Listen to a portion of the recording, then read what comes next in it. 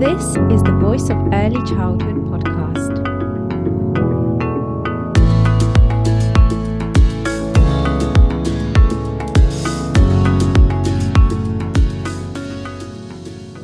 Hello, everyone. Welcome to the Voice of Early Childhood podcast. My name is Angelica Slinska. I'm your host, and today I'm joined by Leanne Galloway. Thank you, Leanne, very much for joining. It's really exciting to have you on. Thank you. Thank you for having me. I'm very excited to join you. Yeah, so today we're talking about something really interesting, different to what we kind of similar but different to what we normally talk about in terms of the context that you're working in. So you'll be sharing your work in terms of that international perspective and what you do now and a bit of the work that you've done previously, as well as looking at the UK kind of practice and policy and pedagogy as well. So kind of almost looking at a bit of a kind of Dubai and UK comparison in a way, I guess. So it'd be really interesting to hear the differences, the similarities, the challenges and opportunities. So Leanne is head of early years at Repton School in Dubai. So I think I'll let you introduce yourself a little bit more to really give your context and introduce, I guess, your background as well as the current work that you do now. Yes, thank you. So early years specialist through and through. I think I've been in education for 18 years now, which is a long time, but it goes very quickly, doesn't it? So as I say, I trained in early years. I was in the classroom for a decade, and for many years of that, I was a senior leader. I then moved to being head of teaching and learning at a small primary school, which then was my stepping stone, if you like, to then being head of early years at Harrow Bangkok. So that was my international stint for a really prestigious group and a very large setting, which was really fascinating because that international setting, as we will discuss, has very many differences and challenges. I then returned to the UK where I trained with Ofsted to become an early years inspector, and I've only just recently finished that role prior to moving here. And alongside that role, I also offered early years consultancy, so I supported settings with their practice. And within that chapter, I also spent several months as a school improvement partner, focusing on bringing about rapid improvement within an early years school that had a nursery and a reception phase. And now I'm 2 months into my new role as head of early years in Dubai.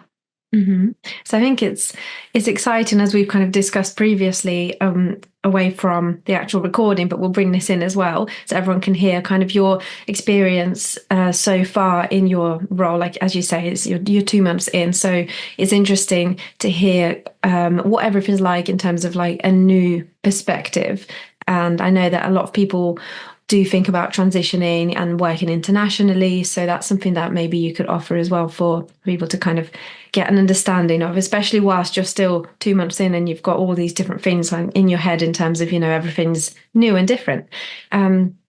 So yeah, but let's start off with talking about, I guess, more broadly with your international work and not just the current role, the challenges and opportunities of international work. So there's obviously differences involved in terms of, coming from the UK and working in settings and then supporting settings and different roles that you've had, and stepping in to not only work in a new school or setting with a new team, but actually there's so much difference in terms of, I guess, culture initially, probably as well then, and not just, of course, people think about the language.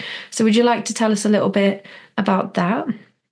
Yes, of course. So any new international setting is going to have its perks and its challenges. And I think the fundamental thing is to be really open-minded, because we can become very stuck in our ways of kind of thinking, this is how we do it, or this is how I do it, or this is how it should be done. I think first and foremost, I like to go in and really see with fresh eyes what it is that where that setting is at. So certainly from a cultural perspective, you have to be very sensitive to that country's culture. We are guests whenever we are in another country. and you need to be aware of that, professionally and kind of socially as well, how you conduct yourself here, how you dress as well. I think you need to have an awareness of the context, so where that school is in its journey, perhaps even where the country is in its journey as well. Very significant times in Dubai right now, in that I think there was kind of this gold rush movement many years ago, and my husband and I talk about this, and we say, we perhaps have missed that. However, there is a huge influx of expatriates here, and the vast majority of people here are expats. Although that said, it's very transient, but we are aware that we call it construction city, because there are many, many buildings going up daily, whether it be apartments or hotels or villas, because it seems that Dubai is on an agenda to infiltrate more expatriates. And so the economy is booming.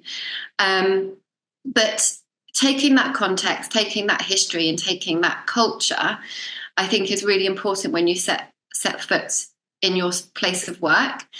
And so certainly when I embark upon a new school and with a new team, many of those members of the team are existing members of staff.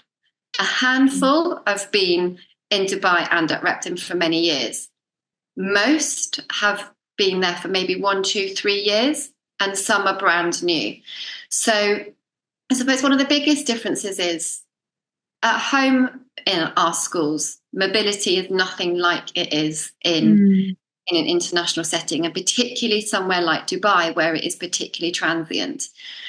There's a saying here where, people say, I just come for 2 years, and they end up staying for, I've got one colleague who's been here for 16 years, but she is the exception. So I think on average, maybe it's kind of 5, 6 years, although I heard a stat yesterday that a certain number of people leave within the year. You never know when you embark upon an international chapter whether it is going to suit you and your lifestyle and your career.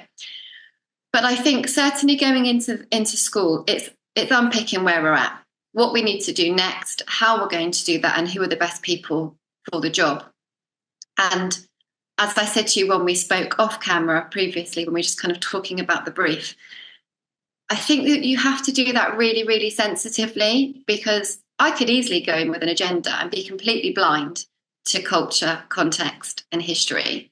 But I'm going to do myself a disservice. I'm going to do the staff a disservice. I might even do the school a disservice, because actually what we need to establish is a vision and go on a journey, but doing that together.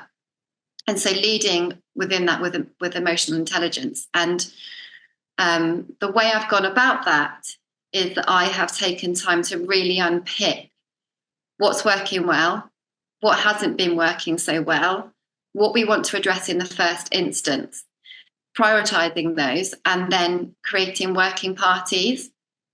I feel very strongly about giving a voice to my team, to giving them autonomy, to giving them a sense of agency, and always being reflective and feeding that back. So whenever I whenever I move with, we might call it a directive or, a change of vision or something, we're basically doing it as a consultation. And so some people are on that working party, and so we'll specifically have an involvement in how we initiate it. Others, it might be, okay, we need to action this quite as a matter of urgency, so we're going to give it a go, and then we're going to feed back. So an example, I suppose, actually, before I go into the example, what I've made a considerable effort to do is to meet with each of my team individually, to find out about them as a practitioner, but also about them as a person, and then understanding what their interests and aspirations are. So when I'm sort of thinking strategically as to where we need to go and how we're going to do it, I can then offer people to onboard within working parties. So recently, I know there's a piece of work to do around phonics, and particularly the phase 1 aspect, and supporting all of the team for that kind of coverage and progression. So I did a bit of research. I had a handful of potential programs, sent it out to people who had agreed to be on the working party. They did a bit of research, They came back. We had a meeting, but it was a short meeting because we'd already done the legwork. Then we came to a common consensus of this is the one we want to work with.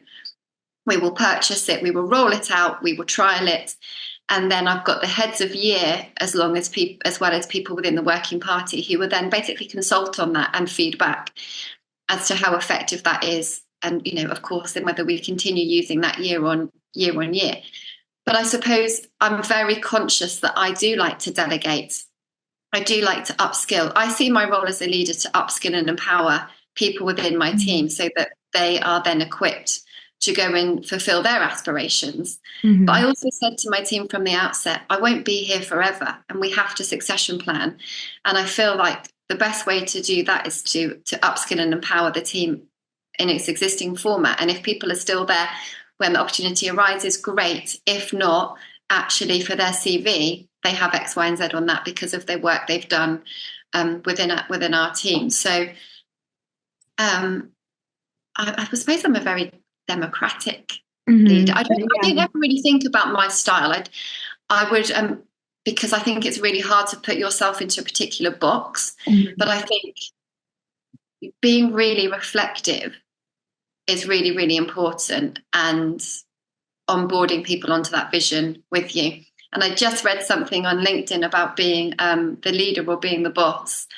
And I cringe if people call me the boss. And many years ago, in a previous role, I had a PA and she was hilarious and she called me boss lady. And I was like, sorry, what?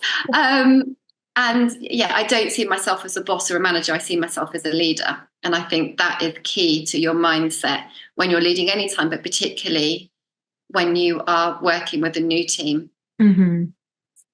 You're one team, aren't you? And I think you need to get a dynamic right in order to get the best out of everyone, out of myself and my team, and ultimately the best outcomes for the children. Mm-hmm. Yeah, you definitely need to make sure that you approach that team, like you say, in a democratic kind of way so that they are on board with you. And I guess so they feel like they can really trust you and they can come to you rather than thinking of you as, like you said, not that scary boss that's not approachable and that is the person in charge and you have all the say. Actually, it needs to be so much more of a level playing field. And when you said creating working parties, is that what you mean when you then said about delegating? So you kind of give people roles and put them into groups and kind of you're in charge of this and you're kind of leading on this? Absolutely, but it's at their discretion. So if they had highlighted an interest in phonics, so some that I love phonics, so I'm really interested in phonics, then I've said to them, if you get an invite to a working party, you can decline it. It's there as an opportunity for you if you want to join. And in many cases, it's very little workload. It's just about having that open conversation and then being able to consult on it. Because I said, at the end of the day, you are the people on the shop floor, as it were. You're working with the children day in, day out and delivering that. So unless you tell me otherwise, I don't really know how effective it is unless I spend every day in your classroom observing it. But I just want them to have a real sense of autonomy in our pedagogy and in our practice. Also trusting their professional judgment. Hi, it's Angelica here. Thank you all for listening in. I'm here to ask for a quick favour from the early years community. In order for the Voice of Early Childhood to continue creating free, valuable content and sharing voices, we need your help. Please hit the subscribe button wherever you're listening on. And if you are listening on a podcast platform, then check out and subscribe to our YouTube channel where you can not only listen, but also watch the podcast and really focus in on the discussions. Or if you are viewing on YouTube already, remember that you can also find us on 19 different podcast platforms. Simply search for The Voice of Early Childhood and subscribe to get a brand new episode every Monday morning, ready for your morning commute or however you start your week. And as always, do share the podcast with colleagues, friends, and parents of young children. We have a lot of interested parents and family members listening in, and reading the articles. So let's ensure more of them can access the free content. Let's encourage them to engage and keep these thought-provoking discussions going. Enjoy the rest of the episode. And I guess you need to ensure that you do know your team really well. You get to know them well quickly, stepping into a new role. Like you said, there's a lot of people that they are all there as existing staff, even if they've not been there very long. And in terms of kind of all this change that often happens with a new leadership team or a new leader, it can be kind of too much all at once. So it's kind of balancing that, isn't it? In terms of like really making sure that everyone's on board and on the same lines, instilling that vision, but not kind of taking it too far and scaring people off. Yes, completely. And I think that is something that I joke and laugh with my team and say, you know, they know that I've got a vision, but I keep saying to them, I'm reining it in because I know I will overload you and I know we can't do all of it now. And I said, in reality and from experience, we're probably looking at about 18 months worth of work to get our setting where we would like it in terms of practice. Now, not to say that practice isn't great. It's actually outstanding. We had our inspection last year and practice across the school was outstanding. But I think we can always improve, can't we? And it's about adopting different pedagogical styles and perhaps some, programs or schemes that run within our practice to make it even better, and particularly to support our demographic, because of course we have a very mixed cohort, very mixed demographic. But essentially through talks with the team and through kind of outlining what our strategic plan is, we are very much focused on communication and language and literacy for this first term. So once I sort of mapped it all out, I was like, okay, our vision is really strong on these aspects. And they're a quick, easy fix and win. So, we've just all embarked upon the Greg Botchwell Drawing Club training. Fantastic. Because some members of staff had that, some hadn't. But we were really keen to have, a core textbook approach, but having a scheme which is focused on communication and language, vocabulary, vision, autonomy for the children, autonomy for the staff, and basically a recipe, because once you teach in that style, you don't need to be planning as such. You just need to know your text, know your children, know your vocabulary, and then that's how you teach, day in, day out.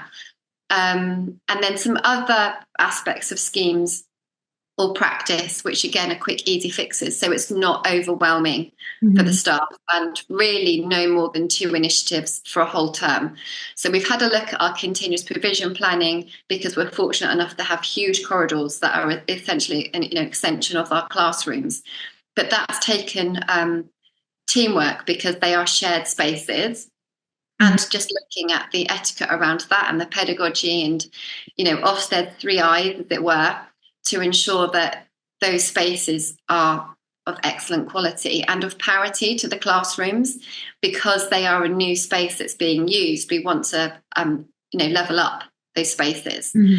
So continuous provision, literacy, and I'm like, okay, and that's where we hold it for the time being. But we are super strategic. We have a whole school improvement plan. We then have a department plan. And that's really hyper-focused. And that is something that we anticipate rolling out over the year initially, but we have a 3-year strategic plan. But every setting has that, we're always striving for improvement. We never sit still in our practice. So we're outstanding, but we're going to be even better in time. Yeah. And I know that you say kind of each session does have that kind of vision and focus and strategy, I guess, but there are settings that do think I've reached outstanding and that's it now and we can be happy, but actually it's really difficult to maintain that outstanding. A lot of people say actually it's harder to maintain it than it is to get it initially. So I think that's kind of what you're saying in terms of, we could always be better. To maintain it, you have to be better, otherwise you're not outstanding, because you're not continuing to improve, continuing to grow and continuing to progress. So I do think in terms of an outstanding setting or leader, you do need to have that vision to keep going. Otherwise, I just feel like it's not what it says it is. It's not outstanding if you haven't got that view of let's keep progressing and really instilling that in the team. So yeah, it's really great to hear that, especially I guess also with your Ofsted background, which I'm really kind of keen to discuss as well, how that plays in. But I've got so many other questions that I'm thinking are interesting for me, but then also I'm thinking some of our listeners might be thinking some of these things. So there's a few things that you mentioned in terms of obviously there's challenges around navigating kind of the cultural differences. So in terms of the context of your school, obviously you said there's mixed demographics. What does this actually look like in terms of the cultures, languages of both the children and your team as well? And also, I know you said your team is quite young, so kind of both of those two things. What do they actually look like as an example right now? Yes. So we have 101 different nationalities that rep in Dubai. Wow. And yeah, so we have a lot of children who are, bilingual, trilingual. So many children who are very proficient in English as an additional language. But we also have new children who enroll who are English language learners. Mm-hmm. Now, if they join in nursery, for example, so they join at 3, I think they're very well equipped to learn English really rapidly. They're a prime age to be absorbing that. And of course, we are teaching our youngest children new vocabulary daily, irrespective of whether it's a second or a third language. Mm-hmm. For the older the children get, obviously that becomes a little bit trickier for them to learn that language. But we have an excellent inclusion team who support us with children who need that extra boost. Mm-hmm. So, for example, when we onboard children, when they're enrolled and they go through their assessments, they will have a welcome language assessment. Mm-hmm. And so then if we discover that actually they need a little bit of support, we can implement that so that they can have small group therapy or one-to-one therapy. And then a plan is put in place for the teachers in class as well. So we are able to immediately action those interventions, if you like. Mm-hmm. Obviously, in any early years setting, irrespective of where you are on the planet, you are always going to be focused on communication and language because it's imperative, isn't it? Prime area imperative for future development. I would suggest that we are hyper-focused on that because of the nature of our children, because we want them all to have really good functional language, want them to have really good receptive and expressive language by the time they are leaving us in reception and going into the junior phase. So I suppose we spend a lot of time with visual prompts, with planning, which is really personalised and specific to specific children and the language which they need support with. Mm-hmm. And again, like any other school, we'll send home learning in newsletters to help parents understand where we're at, like key texts we might be learning or songs.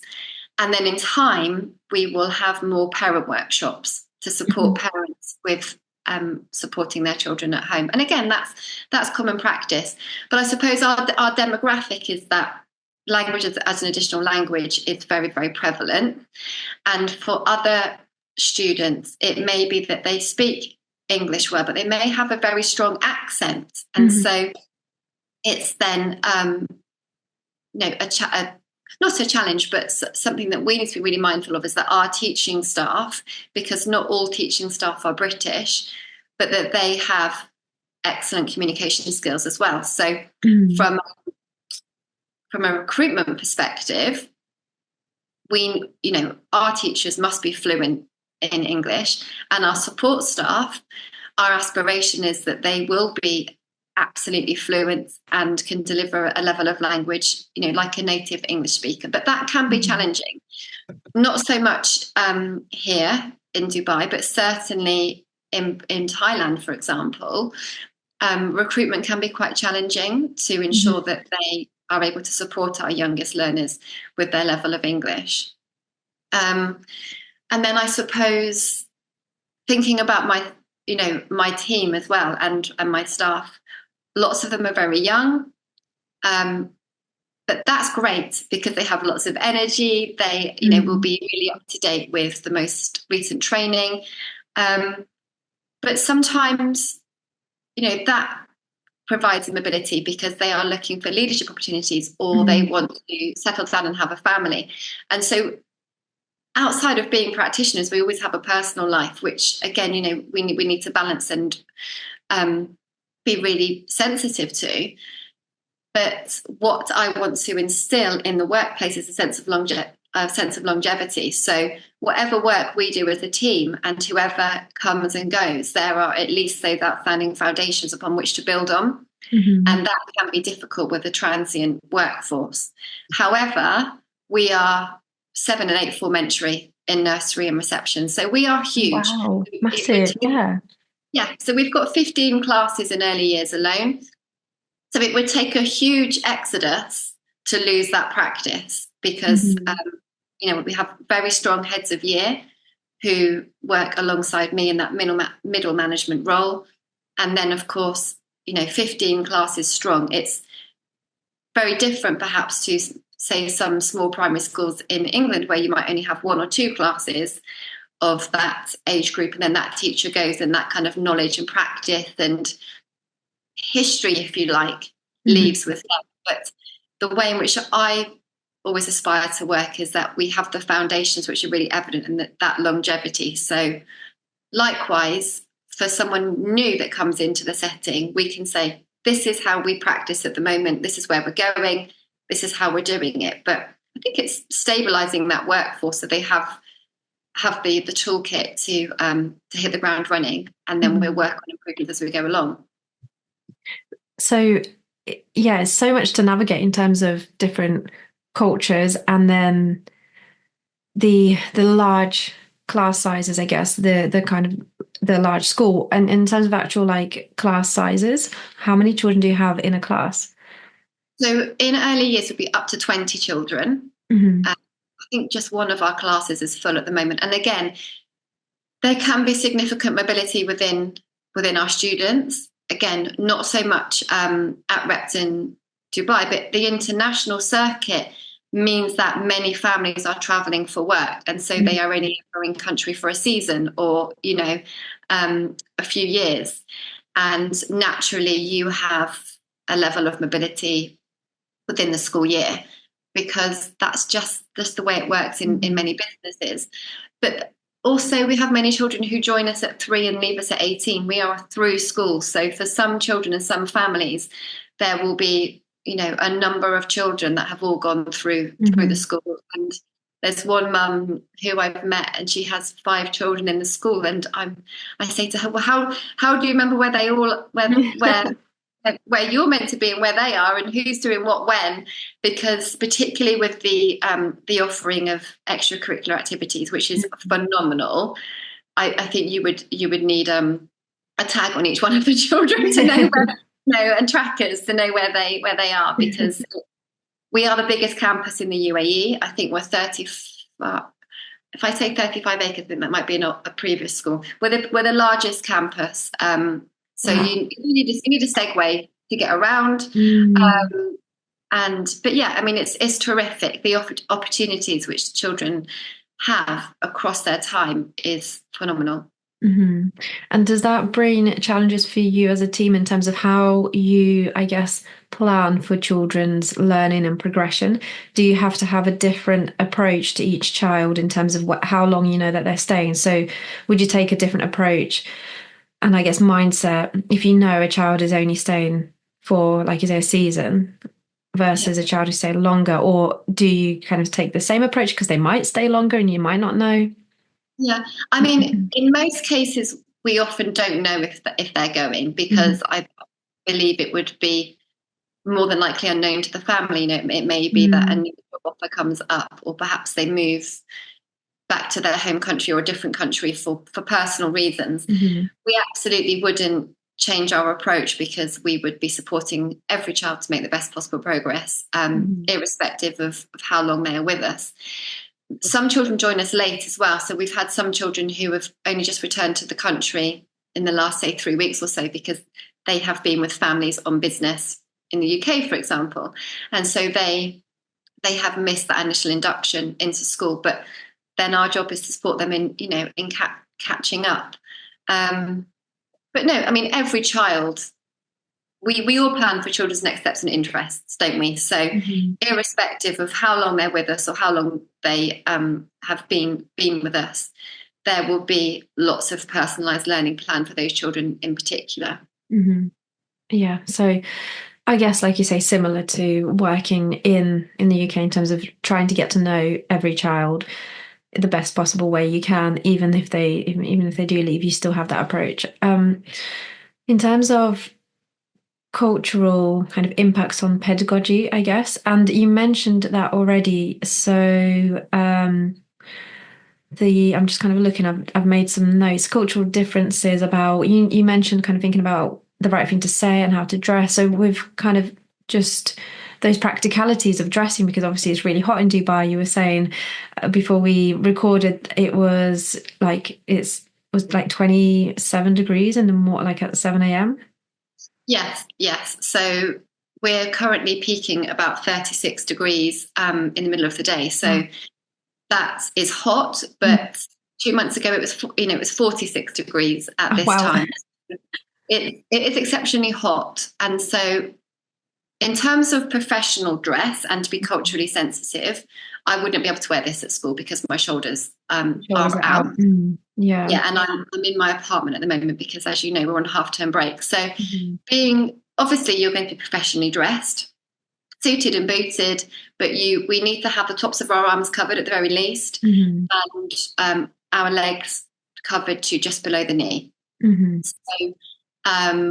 So the first thing was, okay, what do I have that's appropriate and what do I need to buy? So certainly making sure professionally you're dressed, but also if you're teaching, being practical. Lots of us wear long floaty dresses, which are great if, like me, I spend a lot of time in my office, but when you're teaching, that's not so practical. But I think, most teachers are absolutely fine with that. You're not going to be wearing short clothes teaching anyway. You're on the floor with young children, but it's just that being culturally aware, being culturally sensitive. The climate has a huge impact upon our pedagogical approach, in that for a few months of the year, it's unsafe for our children to be playing outside because it is simply too hot. So we have what's called a red break system. So we have nurses and doctors on site. They're just, at school as a matter of course. And they monitor the temperature, and we get notification, which we get several emails a day, which basically say red break, red break, red break. Okay. And one since we've started this academic year where we've had a green break, which means we can go outside because the temperature has dropped. But it's based on the heat index. So I think it's like the air temperature and the humidity. So ultimately, the children can only play outside when the temperatures drop, but we also then have to be very mindful of wearing hats, of shading, and the break. So what that means is that we are lucky enough to have really wide corridors, which are an extension of our classrooms, which then have beautiful continuous provision provided. So our children can free flow. Fortunately, we have sports halls where the children access. We have swimming lessons where the children access, and we also have outdoor learning. But of course, we can't do outdoor learning during the hot months. So we have our outdoor learning specialist come into class. She is now just in the midst of setting up a brand new area, which is very exciting. We have our own bespoke area with brand new equipment to basically do forest school, desert school, jungle school. Oh, wow. That kind of thing. So it means that the breadth of experiences that our children have is terrific, particularly because they're taught by specialist teachers. And that's what provides our teachers PPA. So that's terrific. But from a pedagogical perspective, we have to work really hard on making sure that we provide enough physical development opportunities for our children, because they can't naturally be outside running, jumping, climbing. Fortunately, our sports hall and our PE teachers, again, specialists with lots of different equipment, and our swimming lessons mean that they do have a good level of physical development opportunities, but it's more the daily opportunities for children to kind of just be playing without being directed in a lesson. And that is something that we are looking at in terms of, we are going through a bit of a consultation in terms of the layouts and the design of our early years. And the aspiration is that and I have no idea if it's more pie in the sky or more of a reality at the moment, but we'd love to have more indoor spaces, which obviously are air conditioned, which provide physical development opportunities for children to be free spirits. But, like everywhere, we have our challenges, and we're working to see how we can improve that. Because it's that, okay, we have those directed lessons, but what about children following their own interests and their own sense of agency? And, in England, it rains a lot, so we have limited time outside there. Harrow, Bangkok, by comparison, we would have the most torrential downpours where the early years would flood in a matter of minutes, and we couldn't go out then, or we might have a thunder strike and we can't go out there. So we all just adapt to our environments and, evaluate the best way forward, taking into account what our remit and challenges, are. And I know that in the UK, obviously, we do have weather that, isn't always that predictable. And we often say in Forest School in particular, it's not bad weather, it's bad clothing. But actually, it's taken it to a completely different level where you've worked and where you currently work. So, yeah, there's even more challenge there in terms of having to be flexible and adapt. It's great to hear that the children do get so much physical activity anyway, even when they are indoors, because of all those spaces that they have. And you talk about all these fantastic opportunities that the children have, and then with specialist teachers as well. But obviously all of this is very expensive, and that's something to also kind of bear in mind in terms of, I guess, that social, cultural and economic aspect of working with high fee paying parents. And I guess they have very high expectations as well. So how does that work in terms of, I guess, understanding that, getting used to that, and what have you had to change in terms of maybe your practice or your thinking, or what you had to learn that's different to your work in the UK?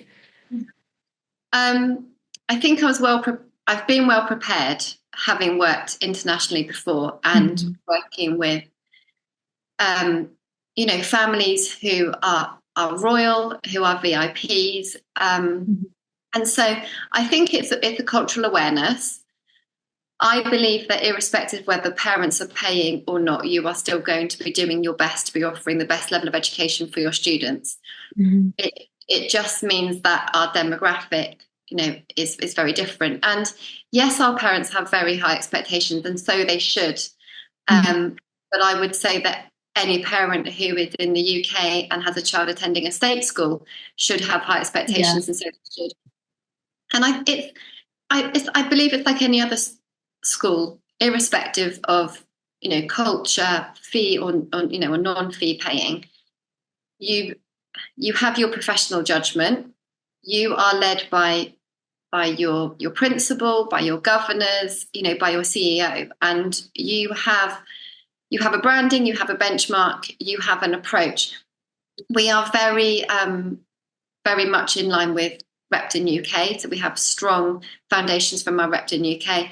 And ultimately, I would say, we are a British international school. So in terms of practice, I don't think you're going to find a huge number of differences, other than you need to be aware of your parent body.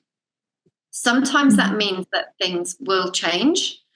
But the day-to-day practice is much like you would find elsewhere. Again, you're always striving to offer nothing less than outstanding practice. But I believe for someone new coming into an international setting such as this, I suppose there's nuances that you might not be aware of. So, for example, I said to you when we spoke previously, many of our children come to school on a bus, or they come with a driver, or they are chaperoned by nannies. Mm-hmm. So the challenge of that is you might have very little interface with parents on a day-to-day basis to have conversations with them about how their children are getting on. Sometimes there's challenges with that because parents are very busy and they are, away on business. And if ever you're on kind of an international safeguarding team or conference, you will see that there are aspects of practice internationally that you have to be very aware of that perhaps you wouldn't be tuned into in the UK, because it's just not the way that families work. So I think it's very much kind of a cultural awareness and what day-to-day life looks like for our students, which is for many far removed from how it is at home. Our students have long days. We start school at 7:30. Oh, wow. Doors open at 7:30. They have to be in class for 7:45, and lessons start at 8. Yes, we finish earlier, but not a huge amount earlier. And then they have extracurricular activities. So our days are longer. However, we finish at midday on a Friday. And so that counterbalances. So there's just changes in routines and in practice. But ultimately, it's about being culturally aware. And, a lot of our parents are Emiratis, but not exclusively. We have parents, as I say, we have 101 nationalities. We have parents from all over the world. And so we spend a lot of time supporting them and understanding what the approach is from a British curriculum perspective. And I know in previous settings, I've spent a lot of time talking to parents about the benefits of play, because perhaps that is kind of a very unfamiliar pedagogical approach, but we are very play-based. But we also have our discrete teaching sessions and our specialist teachers. So I feel like we're a beautiful blend. We're a real balance of using all of that research to best inform practice. It's really interesting to hear the differences and similarities, but at the same time kind of thinking, like you said, the longer days, but actually then you get kind of to finish at midday on a Friday, just as a little practical example, but that kind of paints a picture of everything, has its kind of ups and downs and positives and negatives. And, when you start to compare, you might think, oh, wow, this sounds incredible. And this is exactly where I want to be. But actually then it's considering all of those differences and implications. Like I said at the beginning, a lot of people do want to move to work internationally, but there's so many things to be aware of, and hopefully hearing your insight will bring that perspective in, so it's not just all the things that they might see that the school or the country's trying to sell to them to bring them in. Actually is thinking, okay, this, you need to be realistic here, because like you say, a lot of people, it doesn't work for them, so they do move around. So it's important to have a lot more knowledge. And that's why it's so great to have people like yourself share your experiences and your work, because then it comes directly from someone who's there doing it, and not just, someone who's trying to sell that kind of dream life. Completely. And I think, some people perceive teaching internationally as being a bit of a jolly. And that always blows my mind, because anyone who works in education knows that it's a highly demanding, high pressured job. And, we're here to serve our students and our families. And you absolutely will not be working any less by working and teaching internationally. We are teaching to a high caliber day in, day out. And we have super high expectations. However, the motto of Repton Dubai is work hard, play hard. And I think Dubai is certainly the country whereby you can do that. But you have to be open-minded to the challenges of embarking upon a new culture, a new country. There's different nuances and expectations that you will come across. But anybody who has any inkling of wanting to teach internationally, I would say absolutely do it. You'll never regret it. But you need to find a school that aligns with your visions, like your vision and your values. And I think that's what's really important, so that you have, the best possible kind of start to your international experience. Because it's a huge undertaking to emigrate. Mm. As we know, embarking upon a new job is huge in itself, but a new home, a new culture, a new country, a new job is massive. Yeah. But it's hugely rewarding, very exciting, but it takes a lot of hard work and a huge commitment. But yeah, maybe I should start a podcast on on just the challenges of moving internationally. Yeah. Because that is a whole nother podcast when you're onboarding in a new country. Mm. And Yeah, I bet. Dubai is very strict with, and as it should be, as I said at the start, we are guests here, but they are very strict with having us as guests in their country, and we have to ensure that all of our documentation is in place. And if not, then you're held to account. And I suppose a positive of that is that certainly from a child perspective, it's super safe here. It's very family orientated, and that's a real lovely benefit of thinking about through the lens of of a child. Mm-hmm. In Dubai, it's all about families. It's all about children and the opportunities here for them within school, but also outside of school. Mind blowing, really wonderful opportunities. Mm-hmm. And I know that we talked about this again, like off the recording when we were having that conversation, but there have been other challenges in terms of what you are allowed to kind of say and do, and what kind of practices, resources even you're allowed to have in your setting. And that kind of, when you were saying about it being safe and family orientated, I guess the kind of the sad truth, it's not safe or accessible for everyone.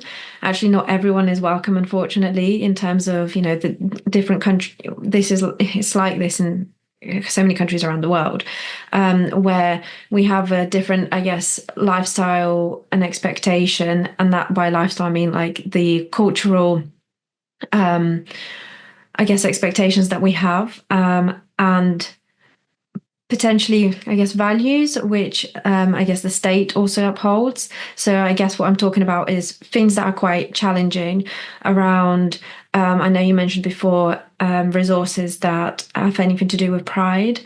So can you just tell me a little bit more about that in terms of how mindful you need to be in terms of promoting or not promoting certain things, I guess, actively or even more passively through the resources that you have in your setting, even like books, I guess?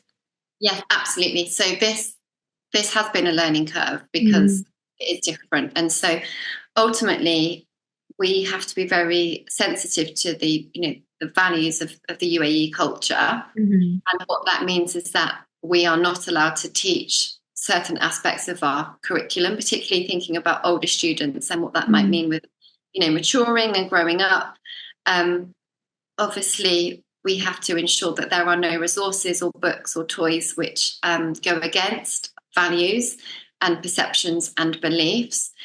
And so it's just really being very mindful of questioning maybe those resources and those things that you may ordinarily teach without giving it a second thought.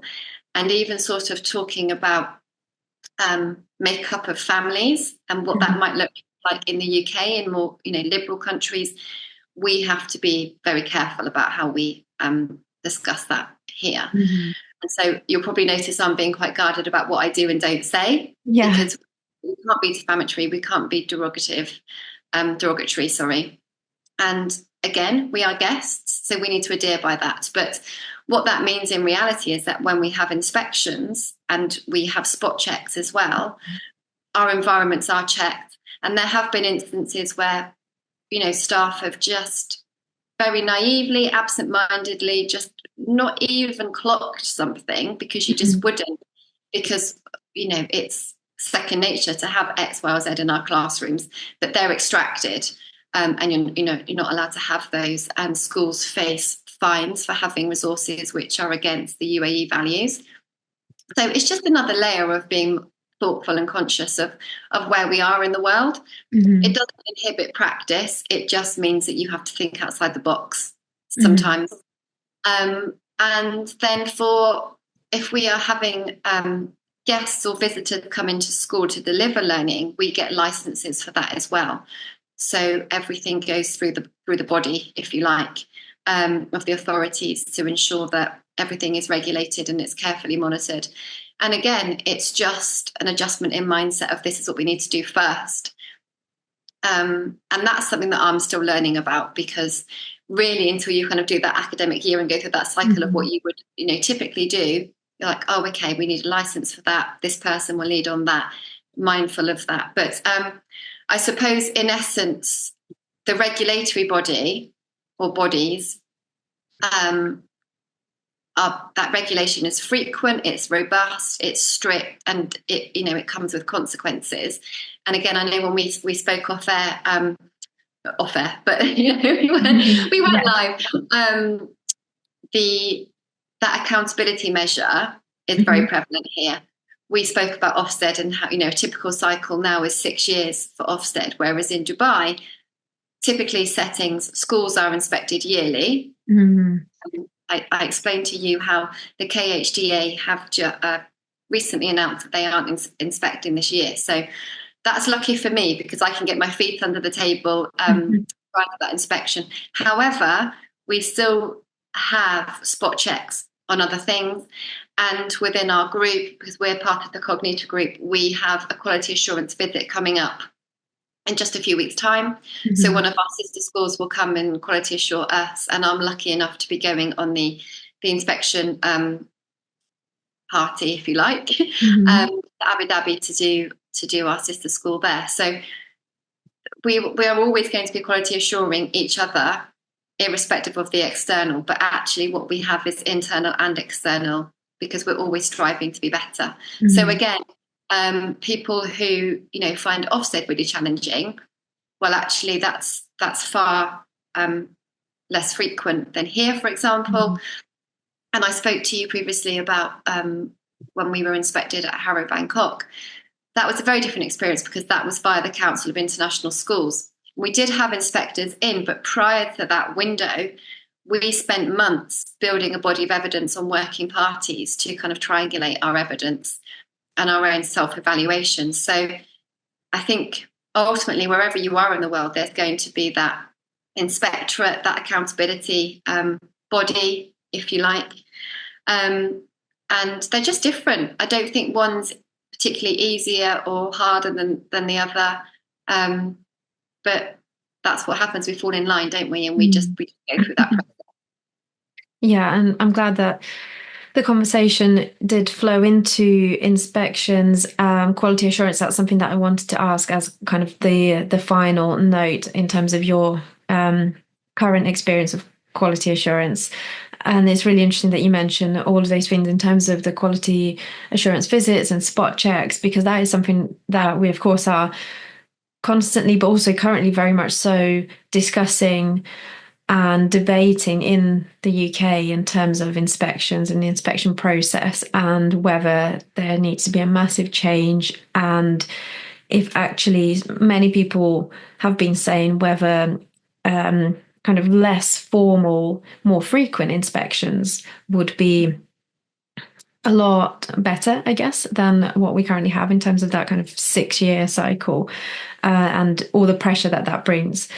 And that reminds me of something that you said earlier, which I really love in terms of when you said about coming into a new setting as a leader and not doing the school or team a disservice by kind of being blind to the school culture. And, you really make sure that you get to know, obviously we talked a lot about understanding and getting to know the culture kind of more widely, but in terms of the school itself and the team as well.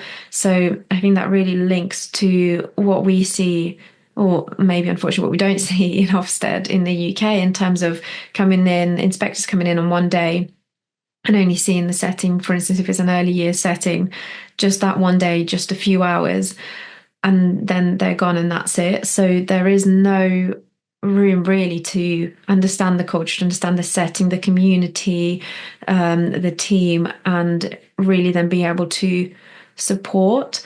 But again, this is another thing. Ofsted's kind of focus is on inspection, and I know you mentioned previously again, before we discuss this on the recording today, rapid improvement focus. And some people kind of disagree with that and say actually it's not necessarily about improvement and certainly not about support, but it's more about inspecting, because they don't really give enough in terms of what to improve on. But that's not necessarily, I know it's not necessarily your experience as an Ofsted inspector, because they do focus on celebrating successes and obviously pointing out what can be improved. Yeah, absolutely. And it's really difficult. Ultimately, any quality assurance body that comes in is going to create a level of anxiety amongst staff. And whenever I've done an inspection, I have said to the team, I know exactly how you feel. I've been through inspections myself, but I'm sure we're going to have a great day. And actually, this is about celebrating your practice and then identifying aspects that can be improved on. So I do believe there's an element of mindset, and many people, managers that I've worked with in early year settings, have been so elated to be able to share what it is they do, because we must remember that many of these settings work in isolation, and now they have very little opportunity to collaborate and work alongside other teams to share best practice. However, being that accountability body, it does sometimes create that fear, which then kind of means that Ofsted can be misrepresented. And then there can be a very negative narrative around it. As I said to you, in my experience, I was really fortunate that in 3 years of inspecting, with the exception of 2 inspections, all of my inspections were good or outstanding. So that really shows that the calibre of provision that's out there for our youngest learners, and bearing in mind this is in the southwest, so this was Devon, Dorset and Somerset, across those counties, we are giving children the best possible start in life. There were 2 that were not so good, but that's probably always going to be the case, isn't it? That we're always going to come across settings who are perhaps just, not getting things quite right. And I double checked the stat after talking to you, because I thought it was in the 90s, but actually in terms of percentage, the last year from September 2023 to March 24, there's over 4,500 inspections, and 87% of those were good or outstanding. So we are definitely celebrating good or outstanding practice. Yeah. Across England in our early years settings. But it is a snapshot. However, having done those inspections, I know that we work really hard for sometimes up to 8 hours a day in just one setting, not in a school, it is in an early years setting, to really spend time talking to staff and to parents and to the manager about what that typicality looks like across a day, across a week, across a month, across a year, so that our evidence is really reliable and robust. And it was always based upon that professional dialogue and that professional curiosity and, of course, observations. But if everything triangulated, we would never have any need for any concerns to raise actions. So, in an ideal world, you'd be, obviously, if it's outstanding, you don't have a recommendation. But if you're good, you get 1 to 2 recommendations. But that's about taking practice to the next level. It's about that icing on the cake, and it's about giving a recommendation which is measurable to further improve that practice. And often those recommendations come about because they're self-identified by the manager. Because as leaders, as managers, as professionals, we are always going to be evaluating our practice. Certainly if we are, a good or outstanding setting, to be effective, you need to be reflective. So you're always going to be saying, well, this is what I want to do next, or this is not quite where it needs to be because of X, Y, or Z. And I do truly believe that Ofsted reports do celebrate practice when it is good or outstanding. And it's remembering that the purpose of that is to give parents a snapshot of the quality of practice within that setting. However, when I would go in as an inspector, but also have my consultancy hat on, I was abundantly aware that I would go in for a day, celebrate the good practice, say, here are your recommendations, and then say, best of luck, take care, well done, but never saw them. Mm-hmm. Now, they might embark upon seeking support from local authority, but what I would have loved to have done, and it's difficult because it would be a conflict of interest working as a freelance consultant, but I believe an ideal way would be more like a school improvement partner kind of role, whereby you are on that journey with them. You know the starting point, you know the context, you know the history, you're very aware of the challenges, but then they have that support, so you work with them. Ultimately, I don't know how viable that is, practically, financially, or whether settings would even want people in frequently. But I believe there needs to be some kind of middle ground between this day inspection process that could be, up to 6 years in between, where fundamentally the entire workforce could have changed, demographic could have changed. We're seeing huge changes in our cohorts post-COVID. So they're almost non-comparable, I believe. So I think it's something that's going to take a huge amount of consultation for it to provide support, but also to be that accountability measure to ensure that our settings are compliant, that our children are safe, that children have the best possible start, to their early childhood. What that looks like, I don't know, but every country has different accountability measures, and there's pros and cons with each. Yeah, for sure. Like you mentioned, for compliance, for safety, it is necessary. And what you were saying earlier around the context that you've worked in internationally, having that and currently having those kind of quality assurance visits and spot checks, that does seem to be very much around the providing that support and guidance rather than just being inspected. So perhaps a combination of these things that exist and internationally and here where I am in the UK. So I guess it is finding that balance. Like you say, it's not necessarily thinking this doesn't work and we need to scrap it. Actually, it's changing things about and thinking what might be a good solution out of what we already have, changing it a little bit. It doesn't have to be complete overhaul, I guess, which a lot of people do see, especially with that, I guess, negative perception of Ofsted that they've built up, and that could potentially be from one experience that they've had. But obviously, there's a lot of experiences that people are sharing that are negative, because you do share you always would share a negative review rather than a positive one. So that's always something to bear in mind, I guess. Yeah, completely. And I think ultimately, certainly in my experience as a practitioner and when I've discussed things with managers, I think collaboration is really key. And, the early years workforce have had a particularly challenging few years and are in a particularly challenging situation right now with, government initiatives and just the landscape at the moment. I think collaboration and support between settings would be hugely welcome.